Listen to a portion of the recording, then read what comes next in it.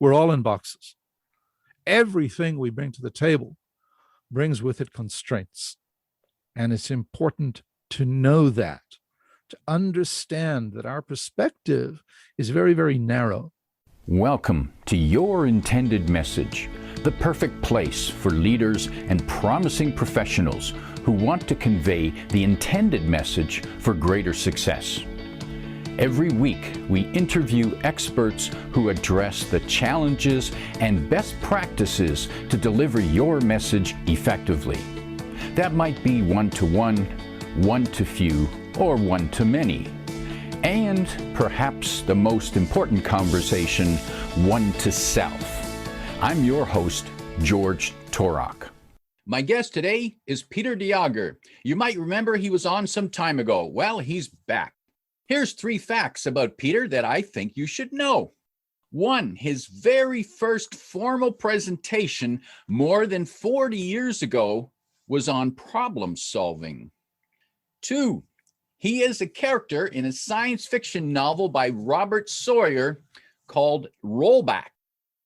3, he was born in South Africa, raised in Ireland, and he lives in Canada. Oh, and here's a bonus point. He is fascinated by the Japanese strategy game of Go, which I believe goes back thousands of years. Thousands of years. We're not quite sure of the origins. We think it started in China. Peter de Jager, welcome to Your Intended Message. George, thanks for having me back. Always great to be here. Peter, last time we talked about change. This time, let's explore problem solving, because I'm sure the two of them are related. And problem solving seems like a necessary skill that I'm guessing a lot of people misunderstand and don't take full advantage of problem solving. Is that a fair stab at it? It is the core foundational skill that we operate with. Every single day, every second that we're making a decision, we're actually solving a problem. We have a current state, and in problem solving, that would be called state 0, the initial state. And we want to achieve something else, state next, state number 1, the goal that we're trying to move to. So everything is about problem solving. And for most people, they think of problem solving in the context of mathematics. You're given a problem to solve and you have to do it. And we don't think of ourselves as problem solvers in our day-to-day life. Now, that said, we're pretty good at it. We could be a lot better if we just followed some basic concepts. I won't say rules, because problem solving isn't about rules. It's about being able to be nimble and dance with a problem until you get to an answer. Now, nimble and dancing doesn't sound anything like mathematic at all. And that might be why people misunderstand problem solving. I think one of the dangers of math, of people associating problem solving with math, Peter, is that there's only one right answer. In mathematics, there is one right answer. There are many, many different ways to get to the right answer, but there will only be one single right answer. If I ask you if a number is prime, the answer is either going to be yes or no. And if it's yes, it's yes. And it's always going to be yes. Doesn't matter who does it, where they do it, when they did it, or if they'll do it in the future. But in people problem solving, it's totally different. One of the key books that I referred to back a lot is Are Your Lights On by Gerald Weinberg and Gauss. Donald Gauss, just checked it because it's on my desk all the time. In that book, they have a problem that sums up what problem solving is really all about. There's a company, large building, brand new, and they've misunderstood the type of clients they're going to be getting. So they miscalculated the traffic on the elevators. It's far more than they expected. After a couple of months of opening, there are complaints from everybody. The elevators are too slow. Fix the problem. Now, the first thing you think of is, we'll speed up the elevators. Well, you can't. You can, but it's going to cost a tremendous amount of money. Put another elevator in an established building. That's almost impossible. And sorry, I keep doing that. Donald, talk about the different types of solution that have been implemented in the past. First is the building next door hasn't got the same type of people in it. So their elevators are fine. In fact, they have extra capacity, but it's in the building next door. Well, what they suggest is build a bridge from one building to the other. So if you want to go there, you go up first, not down, or you go down. But this will split the traffic on the elevators. Go up, cross the bridge, and go down the other way. That's one solution, rather crafty. Here's another one. Put a mirror up by the elevators. People come up to the elevator, they're waiting, so they're going to, adjust their tie and brush their hair, and they don't notice that they've been waiting longer, so the complaints stop. So what's the goal? Is it to make the elevators faster, or is it to stop the complaints? If you have no complaints, you have no problem. I haven't done anything to the elevators. This is the type of thing that we need to understand when we're talking about a problem. It's all about perceptions. In their book, they have this wonderful quote, and it's problems are differences between desires and expectations. And what I love about the quote is it doesn't mention reality. If you can change someone's perception of how much time they've quote unquote wasted waiting for an elevator, you've stopped the complaints about the elevators being slow. Now, the perfectionists amongst us, those math-oriented people will say, Peter, that's a cop-out. The elevator hasn't been changed. It's still operating at the same abysmally slow speed. And the response is, we don't care. Our goal was to have happy customers, and our customers are happy. That's what problem solving is in the real world. It's about understanding that all problems, without exception, are people problems. Often the engineers and the technical part in our brain wants to tackle the technical side of the problem, when maybe we need to back up and redefine, re-examine the problem. We need to understand how the problem is being articulated. Here's another example. You walk into an office. There is a woman at the office at the desk. There's a computer on the desk, and you notice the computer is unplugged. The woman says to you, my computer isn't working. What's the problem? She hasn't noticed that the computer is unplugged. That is one answer. Here are a couple of things to take into account. First off, you made the assumption it's her computer. She actually works 2 floors up. She doesn't work at that desk. It's not her computer. Her computer is burning. It's not about the plug. The second thing is, actually, there is no problem for you. You're the pizza guy. You're delivering a pizza. You don't care if her computer is unplugged. Another one, you're the head of janitorial services. What's your problem? Your problem is you're going to have that talk again with the janitor's staff at night, who come by and unplug things so they can sweep, and then they'll plug it back in. You're the head of corporate training, IT training. Your problem isn't that it's unplugged. Your problem is that your corporate training isn't working, obviously, because she can't figure out computers need to be plugged in. Or perhaps you're a future, very wealthy computer designer who has just figured out that maybe, just maybe, computers need to learn how to plug themselves in.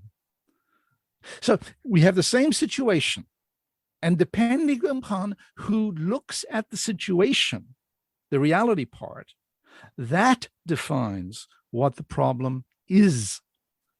It is defined by the person looking at the situation. Notice I said situation, not the problem. No problem exists until someone says there's a problem over there. And it's a problem because for the following reasons. That's when we have a problem. Until then, there is no problem. I'm doing a webinar, and I've done a webinar by the time people listen to this. And the title of the webinar is There Is No Spoon. And it's from the Matrix movie. And it's the little kid who says, don't try to bend a spoon. That's impossible. Just realize that there is no spoon. And that when it bends, it's because you see it bend. You believe it bends, and then it bends. That's like problem solving. There is no problem until an individual takes a look at the situation and deems there to be a problem.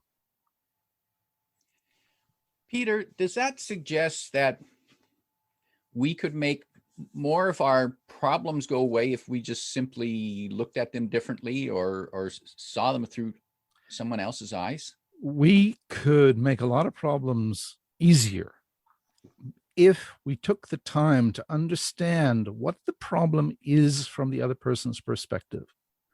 In other words, why do they believe it's a problem? Do we understand everything about it? And not to get locked into ways of thinking about problems.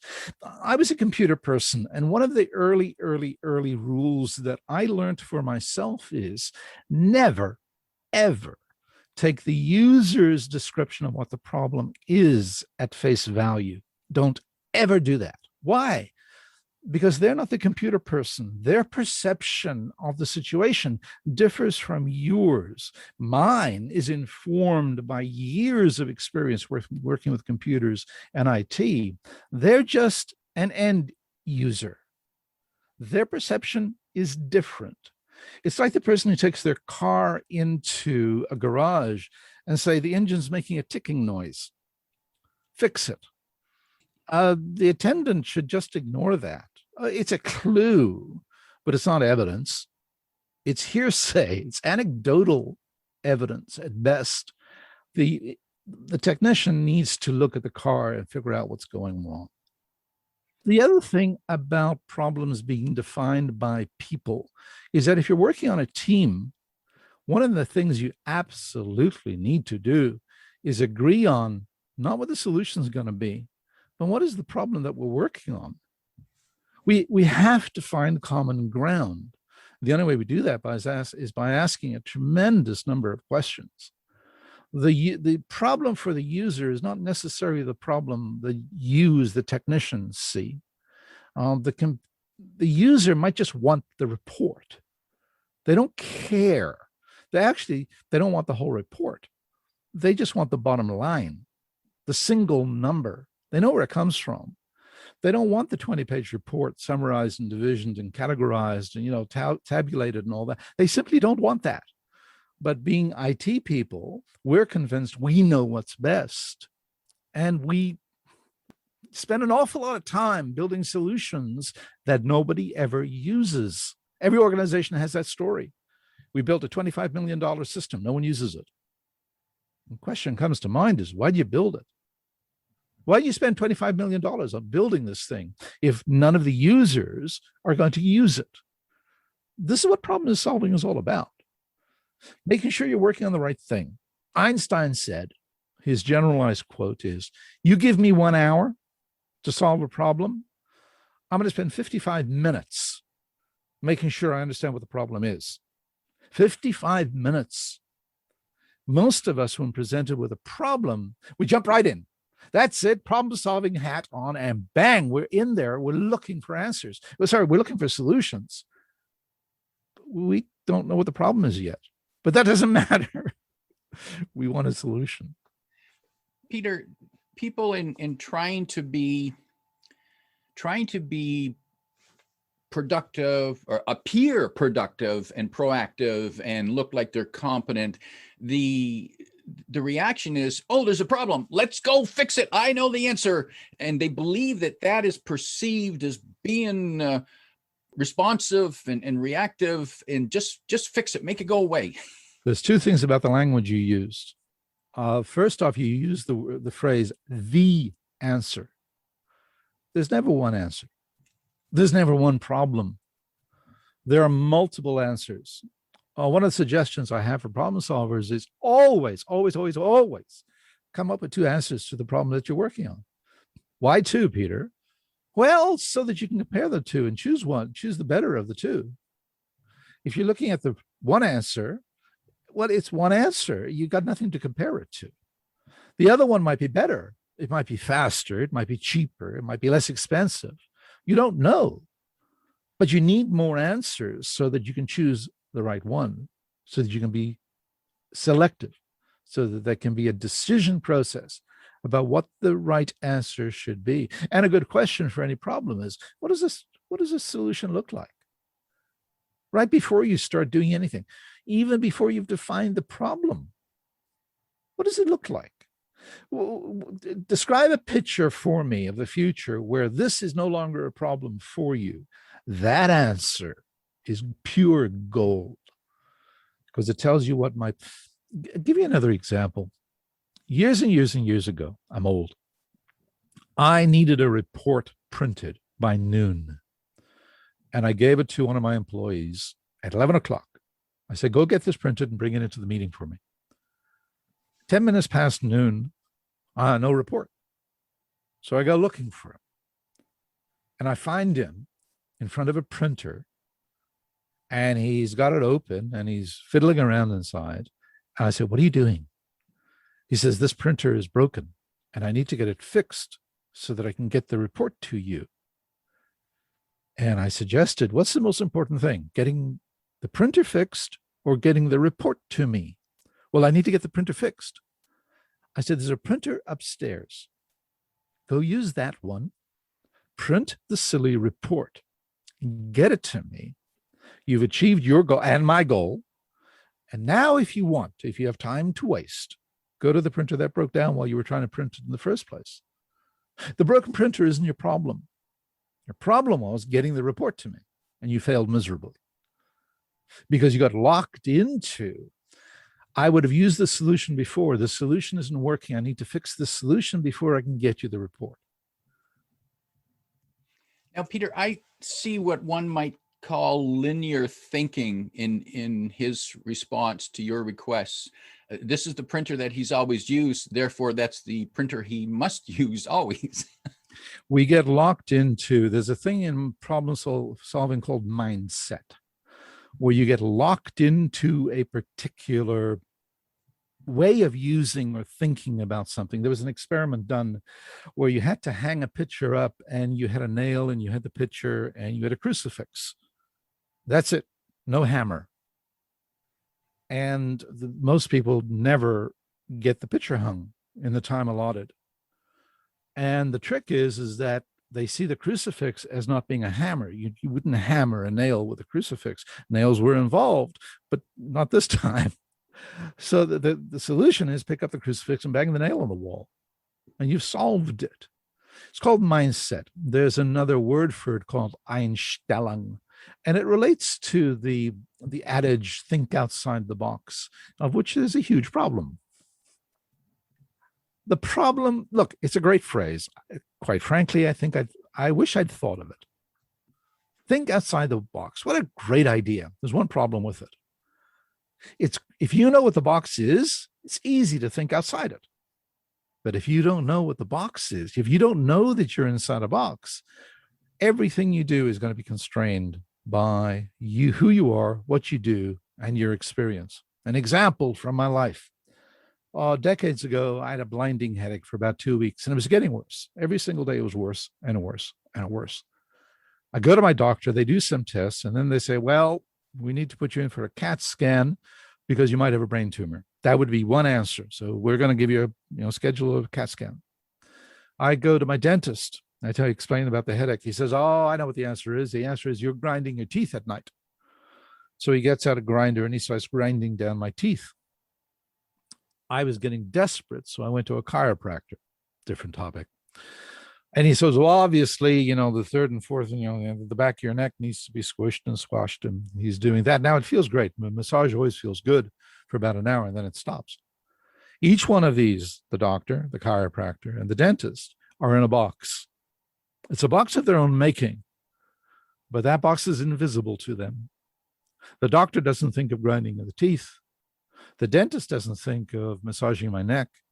And the chiropractor doesn't think of a brain tumor because that's not the box they're in. We're all in boxes. Everything we bring to the table brings with it constraints.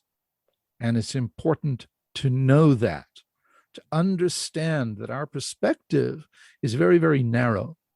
That's why it's a great idea, is quite often to work in teams, because you've got multiple perspectives on the same problem. If you allow people to disagree on what they think the problem is. If you insist that everybody listens to the manager, you're losing the benefit of diversity. Peter, it is problem solving.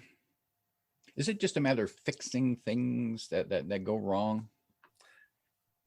Well, fixing things again says that the problem is in the thing. It's not. It's our perception of what is going on. There are several category types. One is fix the thing that's broken. Look, if I'm trying to get Zoom up and running for this meeting and there's something going on with my computer, I need to fix my computer for this meeting immediately, or get on another computer. There are several in the house, but that needs to be addressed. I need to fix something. The other thing is the obstacle. Remove the obstacle that's impeding your process. One of the solutions to that is forget about the obstacle. If that person won't say yes, find someone who will. You know, we use the phrase, better to ask forgiveness than beg permission. That's going around the obstacle that we know. So there's fix the thing, go around the thing. But it's never about the thing. It's about how we think about the problem is, what we think it is, and understand. We don't ask enough questions to really understand what is going on when someone brings us a quote unquote problem. Peter, when you work with people, you talk to people about problem solving, what do you find often is the first obstacle that they need to overcome? Their perception of what the problem is. Quite often, if you use these techniques, you'll end up solving the problem.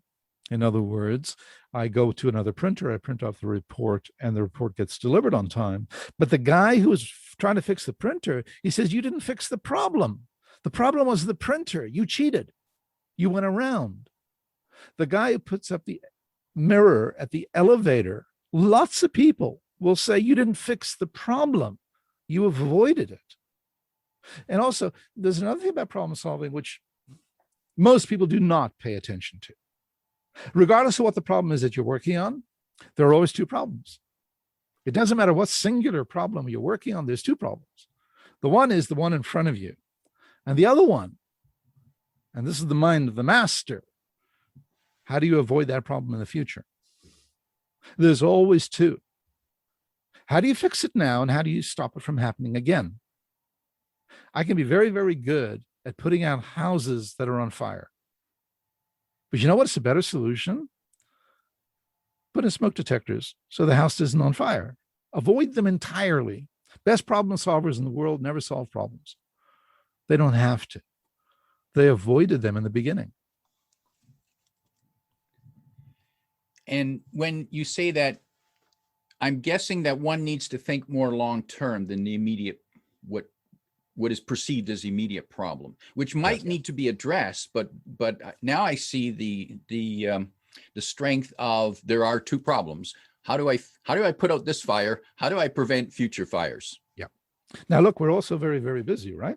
Especially tech people. We're working night and day. We're very, very, very busy people, and thinking deeper about a problem, yeah, that takes time, and we don't want to do it. Fair enough. There's a way around that. I've came up with this for myself years and years and years ago. And that is, problem happens once, fix the problem, move on. Problem happens twice, fix the problem and make a mental note. There may be something going on here. A problem happens 3 times, stop fixing the problem, find the pattern, and stop it from happening in future. So it's a process. First, fix it. We get it. Next, it's happened again. Okay, I'll fix it again, but I'm taking notes now because I'm wasting my time. And if it happens the third time, that's it. I give up. I'm not going to fix this anymore. I want to find out what's causing it to happen, because that now becomes my problem. The replication, the repetition of the same thing. I want to do it differently. The old adage, right? Insanity is doing the same thing over and over, expecting a different result. Well, if I fix a problem occurs, then I fix it. And a problem occurs, then I fix it. A problem occurs, then I fix it. I'll be doing that for the rest of my life. Same thing over and over again. Happens once, fix it. Happens twice, take notes and fix it. 3 times, there's a pattern here. Find out what the pattern is, the root cause analysis. Fix that, and you won't have to fix this silly problem ever again in your entire life. Peter, if a big part of solving a problem is based on perspective, then when you bring a team together to work on the problem, each of them brings their own perspective. How do you get them seeing everything from the same view?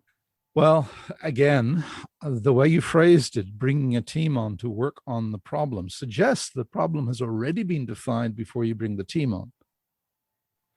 A better way to do it is, we have a situation. Let's get a team of people to come in to assess the situation, to figure out what we as a group think the problem is and what we might do about it. In other words, get involvement from everybody who's going to be working on the solution. When Einstein says out of an hour, I'd spend 55 minutes, the same thing applies for a team. A team should spend the vast majority of their time thinking about what the problem is before they start thinking about how they might solve it. Unfortunately, in corporate life, it doesn't quite work that way. Problems are handed down to the next level in the hierarchy. Fix this. And the people actually putting the solution together aren't involved with defining what the problem is. You know, we're not given that task. We're asked to find a solution, but we're not involved in figuring out what the problem is. That seems counterproductive to me. We're wasting a lot of very, very good talent when we do that. Problem solvers are good people to ask about what is the problem. And when a problem solver describes or defines a problem, is it okay if they're fuzzy in their description? It is required that they be fuzzy, that they have some ambiguity, that they're willing to look at alternatives. I'll give you sort of a tangential example. Everybody here has been on a large campus of some type where there are footpaths all over the place. One of the things we notice, if we pay attention, is that there will be brown, well-worn paths on the grass that take shortcuts. That's called desire pathing. Okay? And basically, it's human nature to cut corners, to follow, not just cut corners, but you'll see these lines weave and cross. And what they're actually doing is following the terrain. They're like a marble rolling down the path of least resistance. There are pictures on the internet of a lamp post that's leaning over a concrete footpath. And there'll be a worn path around the outside of that leaning pole because people will not walk under it for whatever reason. Now, here's the thing.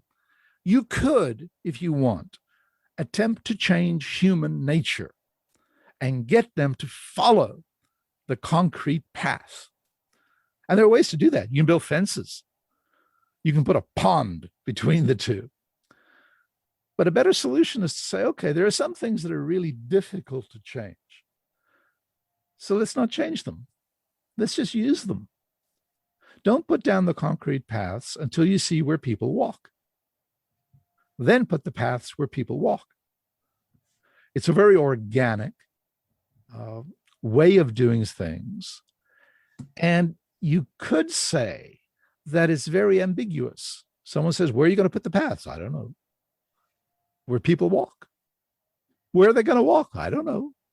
Let's watch them. Oh, they walk there. Put the path there. It works. If you want to see an expert at this, look at Disney. There are no worn paths on the grass anywhere in Disney World. Why? Because they found out what the desire paths are, and that's where they built the paths. And it feels comfortable. It's natural. It's where you would normally walk. Why go against human nature? Now, I'm inclined to think that going against human nature is not the way to solve problems. It sounds like how can we leverage human nature to? How can you exploit it, leverage it, take it into account? There's another example on the internet. On a beach, there is a first aid kit or something in a red container, and there's a big sign on the thing. It says, "Don't throw your litter in here. This is a first aid kit," and everybody's throwing their litter in there. What's the problem? Well, people can say, well, they should be hauling their litter out themselves. People are lazy. Well, no, not really. They're not really lazy. They actually walked up to that thing that looked like a litter bin and put their litter there. They're not littering. They're putting it where they think. So what's the problem? Well, what's the solution? Well, obviously people have litter.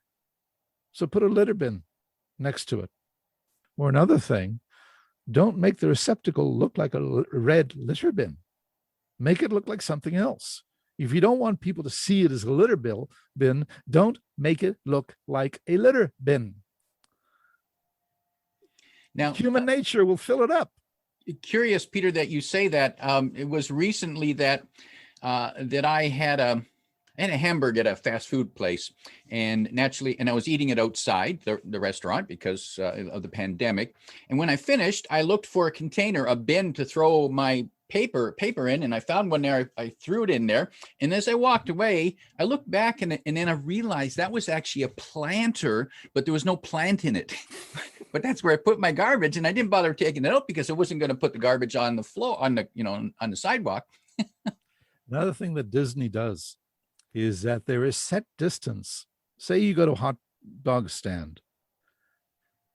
You don't have litter right by the hot dog stand because you're still eating your hot dog. So how long does it take someone to eat a hot dog? How far do they walk? Well, you figure that out. And how do you do that? By watching. And when they finish their hot dog, it's about 40 or 50 feet. That's where you put a litter bin, because they're going to need to throw litter away about 40 or 50, whatever the number is. That could be off. But that's how Disney is designed. Disney is designed to play to human nature. If you've been to Disney, you'll notice that that's just it. You don't notice. The lines are incredibly long. Hundreds of people. So what do? If they had a long straight line, people would complain, like the elevator, right? The lines are too long. Make it move faster. What Disney does is they snake them around. And at each part in the curvy path of where people are lined up, there's something to look at. And you never see how long the line is. And you're preoccupied by looking at other things. So they don't increase the speed of the line. What they increase is your tolerance for it taking so long. And they do that by adding entertainment along the path. Same idea as putting up the mirror by the elevator. Powerful lesson there for anywhere that people complain about how long it takes. Maybe we just need to find a way to entertain them to make it seem more bearable. Either entertain them or consume their time in another way. At the elevators, what if you had a coffee machine? Little coffee stand by the elevators. What would you do? You'd come up. If the elevator's there, you're going to take the elevator. If it's not there, you're going to pour yourself a cup of coffee. And that takes a couple of minutes, which reduces your waiting time, because you're not waiting when you're pouring coffee. You're pouring coffee. So by the time you finish pouring your coffee and putting your milk and cream in, the elevator has come, so you go in. Again, you've slowed down you've increased your tolerance for the amount of time spent in front of a elevator by consuming some of that time by some other activity. This is problem solving where you really have to understand what is going on. If you give the slow elevator problem, the complaint file, to a elevator engineer, their recommendation will be, we need to increase the motors, the stepping motors at the top of the building so it can move a little bit faster, and we'll reduce the time that it takes for a door to close, and we'll speed up the doors, we'll do everything. All of that, understand, might solve the problem at great expense. Putting up a mirror is cheaper and just as effective. And it could even be fun if they use those mirrors, that they use in the fun house, the curved ones, the convex, and then people stand there looking in the mirrors and saying, whoa, look at me. Absolutely. Or you put up a mirror you put up two mirrors, and one isn't a reflection of you, it's the other guy. It's like a screen. There are actually mirrors like that in the world, large exhibits in a town square or something, where you have one in, say, Birmingham, and then you have another one in Tokyo. So the people in Birmingham are looking at the people in Tokyo and waving their hands and everything. The people can see them and are waving back. It's a great attraction, great way to bring two cities and two peoples together. And they even have voices in some of them. Peter, for those who might want to know more about the skills you provide and the programs you have, I know you have an extensive library online of webinars that people can access. Where can they find that? Okay, first off, the archive of webinars. First off, there's more than 100 webinars on everything from problem solving, creativity, stress release, project management, you name it. And you can find that at www.technobility.online. Now, Technobility, where does that come from? I was sitting in a cubicle one day, IT guy on the other side of the cubicle, berating an end user, saying, "You're a techno peasant," which I found rude and crude and totally unnecessary. And my immediate thought was, we are not techno peasants, we are tech nobility. We're the ones who make computers do what we want them to make. So that's where the name comes from. It'll also help you how to spell it. Technobility, Technobility. And contacting me is pdejager, PDEJAGER @technobility.com. You can email me there. If you email me and say, Peter, put me on your mailing list, we'll put you on a mailing list. We'll give you updates every month on our next webinar. The next one is called Problem Solving. There is no spoon. Or rather, it'll be the last one because this will come later. So those are the two ways you can contact me. Peter, if you could sit down with a manager who's returning to work or has returned to work, dealing with people, and if you could give them 1, 2, or maybe 3 pieces of advice to address problems that they might be encountering in the new workplace, what might be those 1, 2, or 3 pieces of advice that could help them, maybe save them some stress? The first is everybody has a different perspective on what COVID did to them and what returning to the office might feel like. And those concerns are valid. For more than a year, some people have worked at home. One of the biggest benefits is they didn't have to commute. That's an extra hour and a half, 2 hours of their day that they had to do something else with. If you're having them come back to the office, it's not just about coming back to the office. It's about they're losing another 2 hours of their day every day, which they might resist. So understand their different perspectives. Understand what those perspectives might be by asking. And then the other one would be figure out from them, what were the benefits of COVID? Now, obviously, we're not talking about the deaths and the illness and the chaos, but there were benefits. There were things that worked to our advantage. A lot of people, quite frankly, like working outside the office. In North America, there's a huge quote unquote labor shortage of people simply not wanting to come back to the office. And if they are forced back, you might lose some very, very good people. In fact, you'll always lose very, very good people. You'll lose your best because your best will be able to find work similar to the lockdown situation. So understand that not everybody has the same perspective. Understand that there were some benefits. And understand that if you want this to succeed, there has to be a blend between what works for the organization and what works for the individuals. Because the individuals have discovered something. They have more freedom than they ever thought they had. Working from home is a blessing for most people. You spend a lot more time with your family. And for some people, that's an issue. But for most people, it's a good thing. My guest today is Peter de Jager, reminding you that we all are in boxes. We just might not be aware of what box we're in. If you like what you heard, remember to like, comment, and share this podcast. Come back every week for more practical insights to help you deliver your intended message. I'm your host, George Torok.